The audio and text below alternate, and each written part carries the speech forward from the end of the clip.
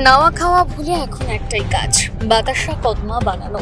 হ্যাঁ, শতাব্দী প্রাচীন বল্লা রক্ষাকালী পুজো উপলক্ষে আগত দর্শনার্থীদের কাছে বিক্রির জন্য পুরো দমে চলছে বাতাসা তৈরির কাজ।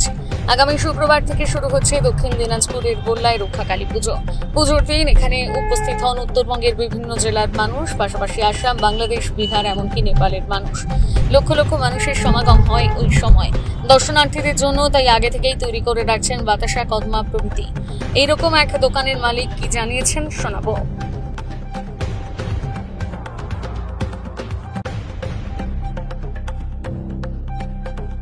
সেখানে মিষ্টান্ন ভোগ বা বাতাসা ভোগ, সেখানে এই যে বাতাসা তৈরি করছে, কত পরিমাণে এখানে বাতাসা তৈরি হয়? আমাদের 200 থেকে 250 কুইন্টাল তৈরি হয়। কতদিন ধরে চলছে কাজ? আমাদের মোটামুটি 10 দিন। কারিগর কত লাগে, কিভাবে মোটামুটি ধরেন 15-16 জন থাকে। এই যে এখানে আমরা ছোটবেলা থেকে দেখে এসেছি যে বাতাসা বা কদমা তৈরি করতে গিয়ে কিছু কিছু ক্ষেত্রে বড় সাইজের কদমা এরকম কোনো অর্ডার দেওয়া থাকে না নিজেরাই তৈরি করেন না কি বিষয়? তৈরি করে অর্ডার হিসেবে দেওয়া হয় পাইকারদের, যে যেরকম নাই তাদের দেওয়া হয়। লাভ কিরকম হয়?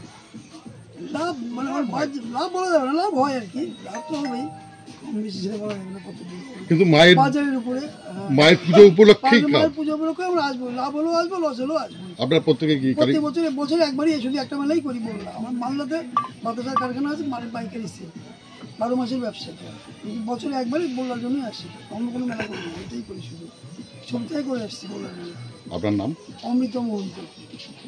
রকমের কাজ চলছে, কৈদানা, বাতাসা, শাঁস, কদমা, এগুলো সব কাজ চলছে। কতদিন থেকে শুরু করেছেন? 10 দিন থেকে হলো। 10 দিন থেকে। কত পরিমাণে তৈরি হয় এখানটা? এখানে 200-250 কুইন্টাল হয় তৈরি, কোথা থেকে এসছেন?